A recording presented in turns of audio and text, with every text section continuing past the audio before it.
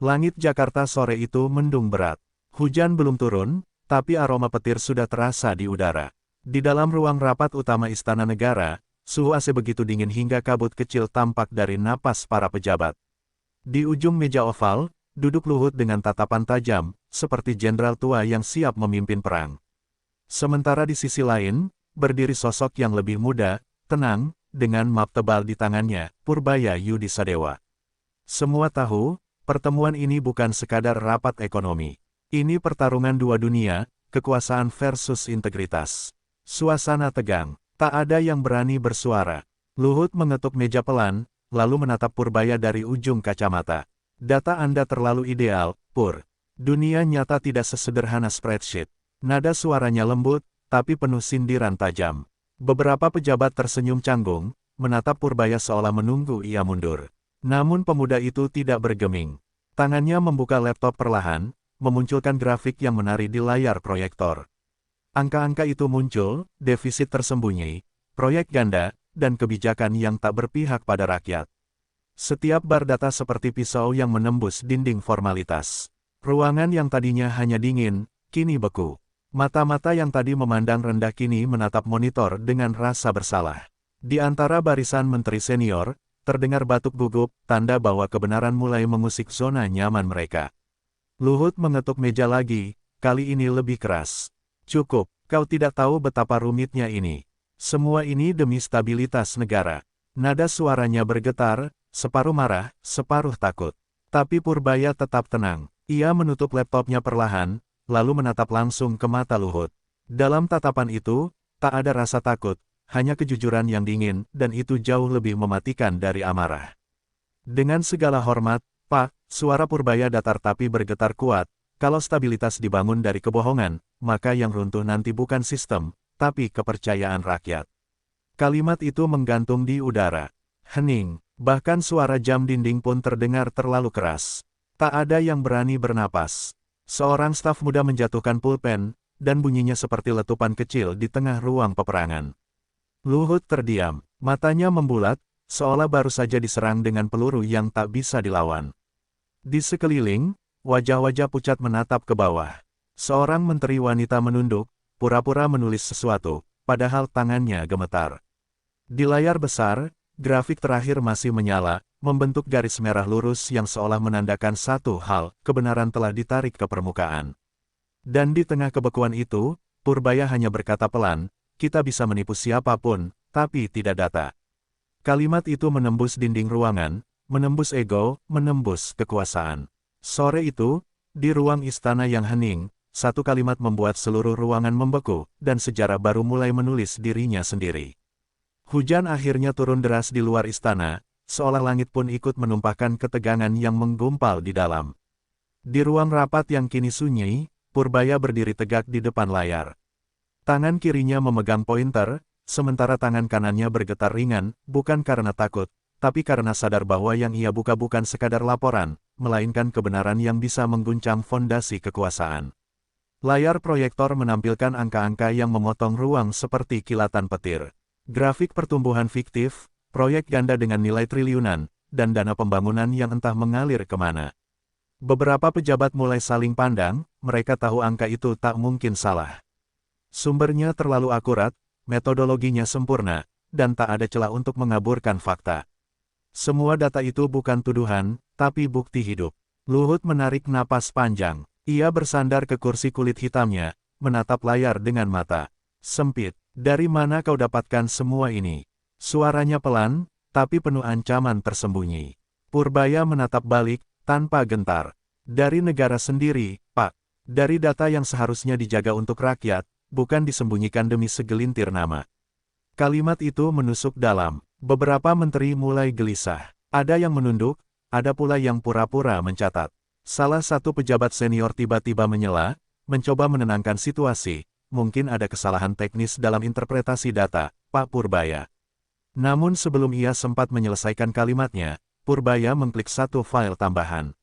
Di layar, muncul tanda tangan digital dari laporan audit resmi. Bukan asumsi, bukan opini, fakta. Detik itu juga, seluruh ruangan terdiam. Bunyi hujan di luar kini menjadi satu-satunya suara yang terdengar.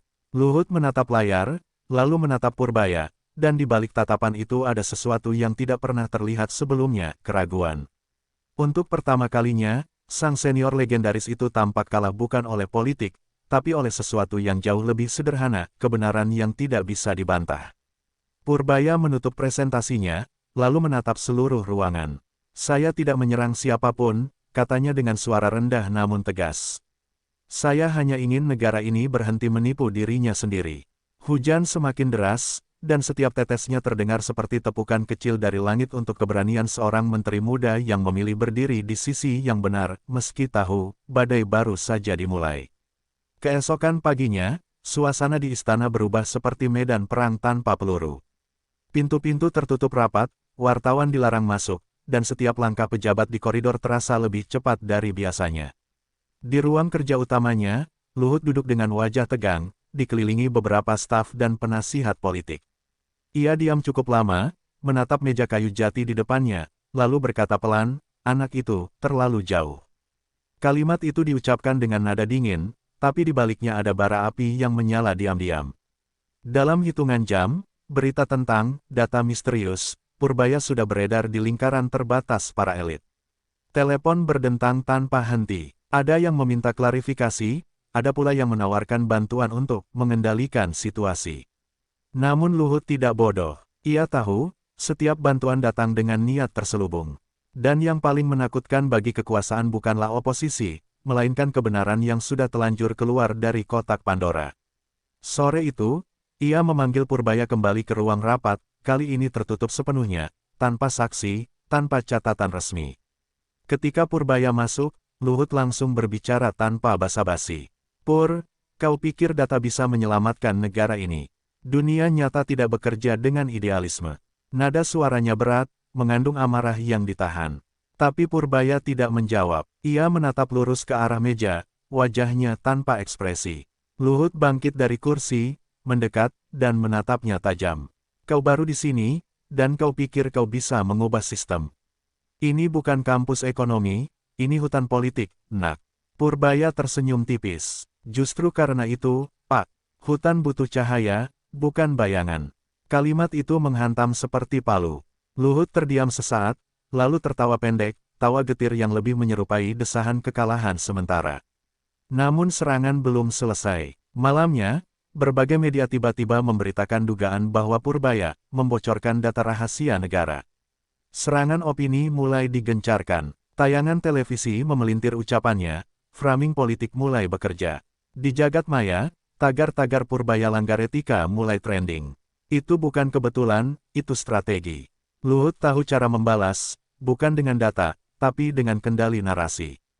Tapi di tengah badai itu, Purbaya tetap tenang. Ia duduk di ruang kerjanya, menatap layar laptop yang kini gelap, lalu berkata pelan kepada stafnya, "Jika mereka melawan data dengan fitnah, berarti mereka tahu data itu benar." Hening sejenak, lalu ia tersenyum tipis, menatap keluar jendela ke arah langit yang kembali mendung.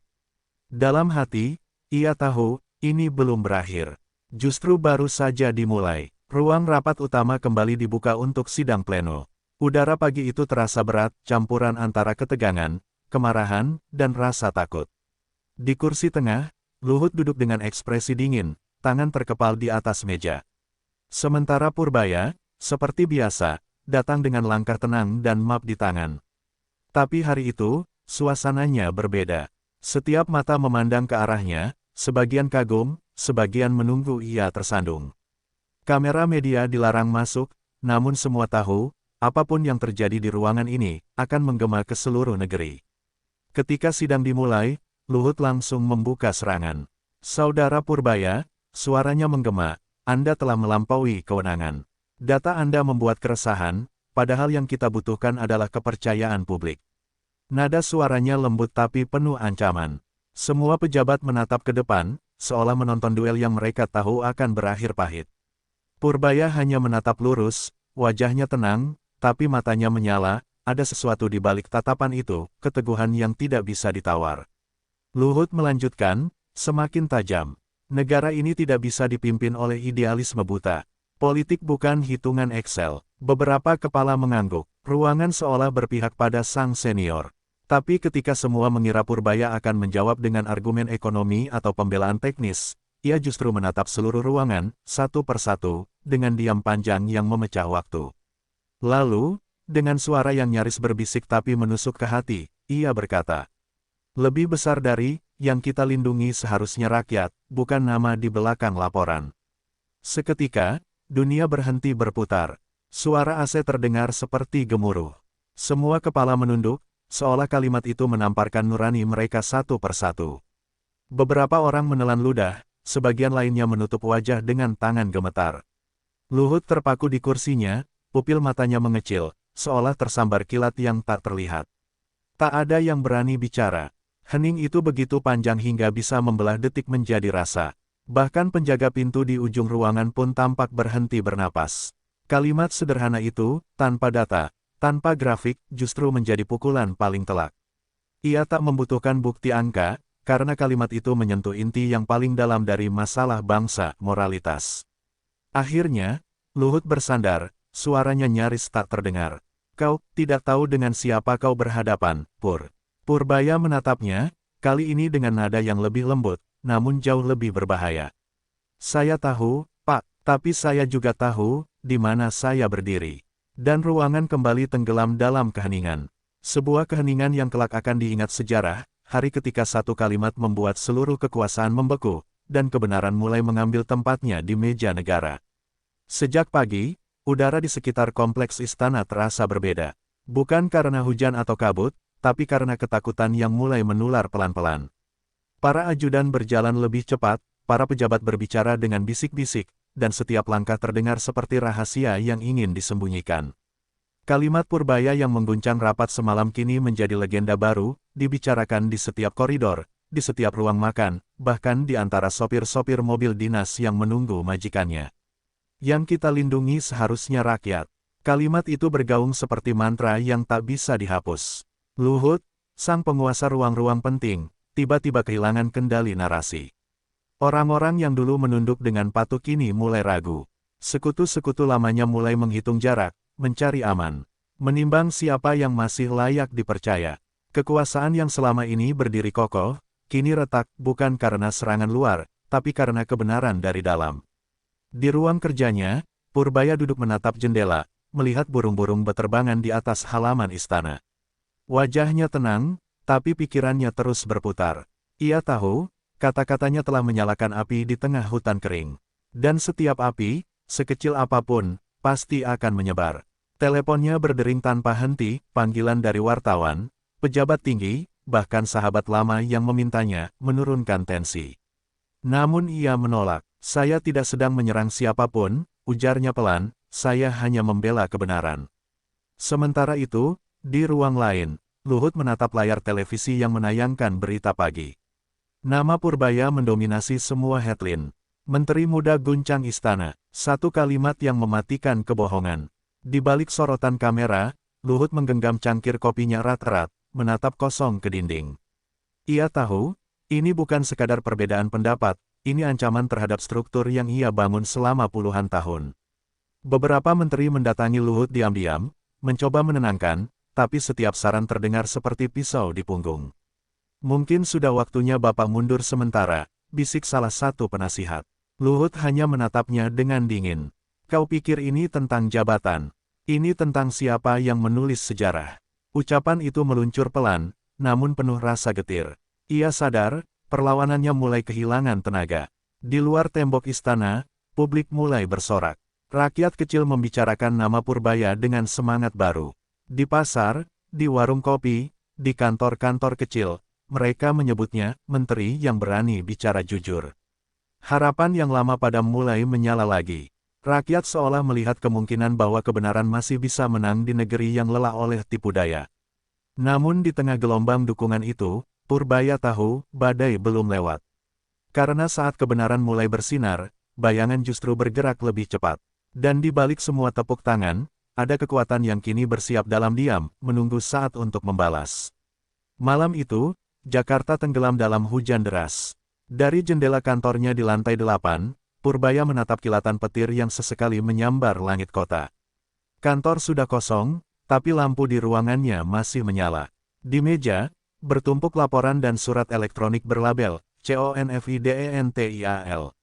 Namun malam itu, bukan angka-angka yang membuatnya gelisah, melainkan suara-suara yang datang dari balik layar kekuasaan. Telepon pertamanya berdering pukul 21.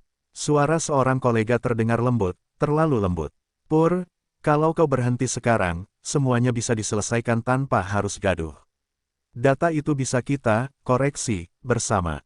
Kau tetap aman. Purbaya diam. Ia tahu itu bukan nasihat, tapi ancaman yang dibungkus diplomasi. Ia menutup telepon perlahan tanpa menjawab sepatah kata pun. 5 menit kemudian, pesan singkat masuk. Lebih besar dari, jangan jadi pahlawan. Negara tidak butuh martir, tapi ancaman tidak berhenti di situ. Malam berikutnya, mobil hitam tanpa plat parkir di depan rumahnya selama berjam-jam. 2 pria berjas hitam duduk di dalam, tak bergerak. Mereka tak perlu berbicara, kehadiran mereka saja sudah cukup untuk mengirim pesan. Purbaya hanya menatap dari balik tirai, bibirnya menegang. Ia tahu, permainan ini sudah berubah bentuk, dari debat data menjadi perang psikologis. Keesokan paginya, ia dipanggil ke pertemuan terbatas di kementerian. Di sana, seorang pejabat senior berujar dengan nada lembut tapi menusuk. Pak Purbaya, Bapak masih muda. Jangan korbankan karir hanya karena idealisme yang belum matang. Dunia ini, tidak sesuci spreadsheet Bapak. Purbaya tersenyum tipis, lalu menjawab dengan tenang, justru karena dunia ini kotor, kita perlu sesuatu yang suci. Kalimat itu membuat ruangan sunyi. Tak ada yang berani menatap matanya langsung. Di luar gedung, wartawan mulai memburu komentar. Purbaya tetap menolak bicara, hanya berkata singkat. Lebih besar dari, saya masih percaya, kebenaran tidak perlu dijelaskan. Ia hanya perlu dibuktikan. Ucapan itu membuat publik kembali bergemuruh. Rakyat melihat keteguhan, tapi bagi para penguasa, itu adalah bentuk pembangkangan. Ia bukan lagi sekadar menteri, ia sudah menjadi simbol yang sulit dikendalikan. Malamnya, seorang teman lama datang diam-diam, membawa kabar bahwa ada rencana pemecatan mendadak. Mereka ingin kau diam, Pur. Caranya bisa macam-macam. Purbaya menghela napas panjang, menatap keluar jendela. Petir menyambar lagi, menyinari wajahnya yang tak gentar sedikitpun. Kalau harga kejujuran adalah jabatan, katanya pelan, maka saya sudah siap kehilangan segalanya. Dan di saat itu, di tengah suara hujan dan ancaman yang menggantung di udara, ia baru sadar, perjuangan sebenarnya bukan melawan kebohongan orang lain, tapi melawan ketakutan dalam diri sendiri. Pagi itu, Jakarta terbangun dengan gemuruh berita yang mengguncang. Semua saluran televisi menyiarkan hal yang sama, dokumen rahasia negara bocor ke publik. File setebal 500 halaman berisi rincian proyek strategis, aliran dana gelap, dan tanda tangan pejabat tinggi beredar di dunia maya seperti badai yang tak bisa dihentikan. Nama Purbaya Yudi Sadewa langsung menduduki trending topik nasional, sebagian memujinya sebagai pahlawan, sebagian menuduhnya pengkhianat. Tapi satu hal pasti, tak ada lagi yang bisa disembunyikan. Di istana, suasana kacau. Para pejabat berlari ke sana kemari, telepon berdering tanpa henti, dan wajah-wajah pucat menghiasi setiap ruangan. Luhut menatap laporan pagi dengan tangan gemetar. Di layar televisi, grafik dan tabel yang sama yang dulu dipresentasikan Purbaya kini terpampang di hadapan jutaan rakyat. Siapa yang berani melakukan ini? Gumamnya lirih. Namun jauh di lubuk hati, ia tahu, hanya satu orang yang punya keberanian dan akses untuk membuka semuanya. Sementara itu, di ruang kerjanya yang sunyi, Purbaya duduk tenang menatap layar laptop. Ia tak tersenyum, tak juga gelisah. Ia tahu, langkah itu tidak bisa ditarik kembali. Sekali kebenaran dikeluarkan, ia tak akan kembali ke dalam kotak. Di meja, secangkir kopi yang sudah dingin menemaninya, sementara notifikasi berita terus berdenting. Ia membaca satu judul pelan. Lebih besar dari, data Purbaya guncang Republik, transparansi atau pengkhianatan. Telepon berdering. Kali ini dari Sekretaris Kabinet. Pak Purbaya, Presiden ingin penjelasan langsung. Sekarang, ia menjawab singkat, baik. Suaranya datar, tanpa getar. Ia tahu, setiap langkah setelah ini adalah ujian, bukan hanya untuk dirinya, tapi untuk seluruh sistem yang berusaha menekan suara kebenaran. Di ruang rapat darurat, wajah-wajah pejabat tampak tegang. Beberapa menunduk, beberapa berusaha menuduh pihak lain. Luhut duduk di ujung meja, matanya merah, suaranya serak. Kau sadar apa yang kau lakukan, Pur? Kau telah membuat negara dalam krisis. Purbaya menatapnya tanpa gentar. Tidak, Pak, saya hanya menunjukkan krisis yang sudah lama disembunyikan. Kata-kata itu membuat ruangan terdiam lagi, hening yang sama, tajam seperti belati. Sore harinya, media internasional mulai meliput. Investor menunggu, rakyat turun ke jalan membawa spanduk bertuliskan, kami percaya data, bukan drama. Indonesia bergolak, tapi untuk pertama kalinya, bukan karena kebohongan, melainkan karena kebenaran yang akhirnya muncul ke permukaan. Di tengah badai itu, Purbaya berdiri di balkon kantornya, menatap langit Jakarta yang mulai memerah di ufuk barat. Angin sore bertiup pelan, membawa suara jauh dari jalanan, Purbaya, Purbaya. Ia menutup matanya, sejenak, membiarkan suara itu lewat seperti doa.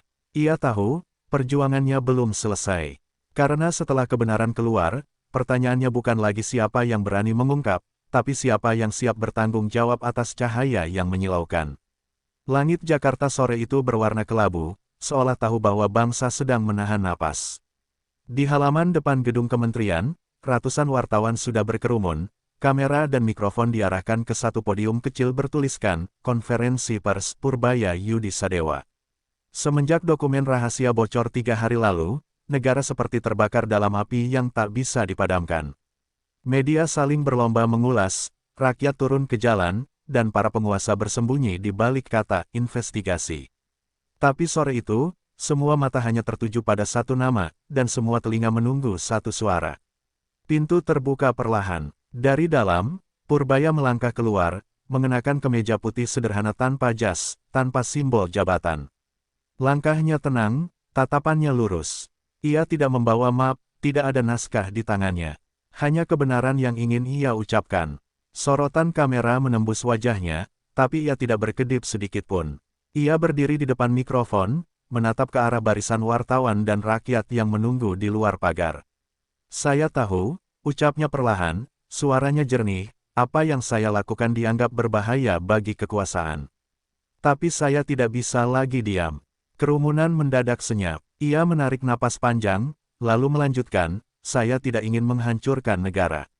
Saya ingin menyelamatkannya, karena kalau kebenaran terus disembunyikan, maka yang runtuh bukanlah sistem, tapi kepercayaan rakyat kepada negaranya sendiri. Lalu ia berhenti sejenak, menatap lurus ke kamera.